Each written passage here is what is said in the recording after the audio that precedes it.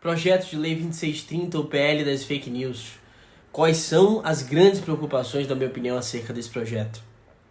Para quem não me conhece, meu nome é Felipe Dias, eu sou advogado, sou pós-graduando em Ciências Criminais pela Universidade de São Paulo.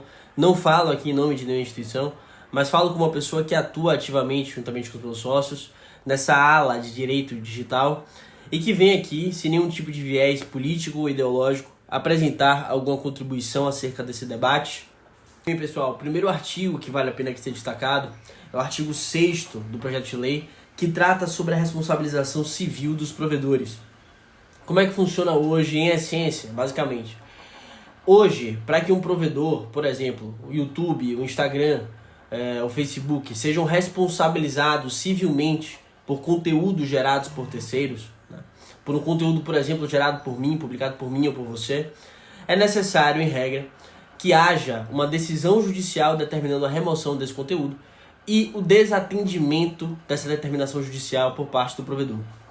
Caso isso ocorra, como hoje existe, de acordo com o Marco Civil da Internet, o provedor ele se torna civilmente responsável pelos danos causados por aquele conteúdo. O projeto inova nesse sentido e traz duas novas formas de responsabilização civil e solidária do provedor. A primeira delas ocorrerá quando danos forem causados a partir de conteúdos publicados que tenham sido impulsionados por publicidade de plataforma, que faz bastante sentido. Por outro lado, você tem uma outra espécie de responsabilização que pode ser bastante problemática, que é a do artigo 6º, inciso 2, que diz que o provedor ele será civilmente responsável, corresponsável pelos danos causados por terceiros durante o protocolo de segurança e desde que se demonstre que o provedor tinha conhecimento prévio da existência daquele conteúdo. Como assim conhecimento prévio? Se você for lá no artigo 16, você vai ver que por conhecimento prévio, a lei considera a notificação, a denúncia que se faz ali de um conteúdo dentro da plataforma. Por que eu acho isso aqui problemático, diferentemente do que eu acho da outra hipótese de responsabilização? O artigo 12, meus amigos, ele coloca como pressupostos para a instauração do protocolo de segurança a existência da iminência de riscos, de que trata o artigo 7º, e lá no artigo 7º constam riscos ao Estado Democrático de Direito, riscos à criança e adolescente, riscos de racismo, crimes contra a mulher, etc.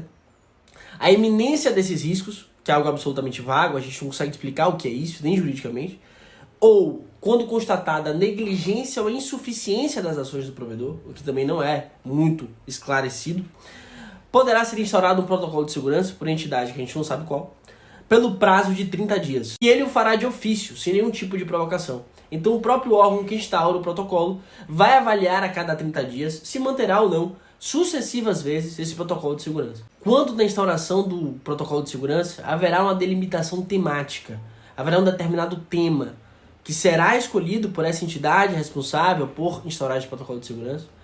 E esse tema ele vai sofrer, naturalmente, uma moderação de conteúdo muito mais incisiva e agressiva por parte dos provedores. Eles poderão fazer uma moderação de conteúdo tão incisiva que esse conteúdo ele seja basicamente excluído, banido da plataforma. E veja, um conteúdo eleito por um órgão governamental, por um prazo a princípio de 30 dias, mas que nós não sabemos quanto tempo durará efetivamente, isso pode ser muito problemático. Some a isso ainda alguns outros elementos que tornam a circunstância ainda mais problemática. A gente está tratando aqui de provedores que possuam mais de 10 milhões de usuários mensais só no Brasil. São milhões de usuários, são milhões de conteúdos. É óbvio que a moderação de conteúdo não é feita por ação humana e sim por inteligência artificial. Aí imagine a seguinte situação.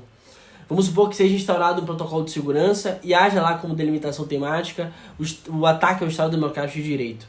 Tá? Vamos supor que uma pessoa dentro desse contexto, ela quer fazer manifestações pacíficas, né, na frente de quartéis que sejam, em qualquer lugar.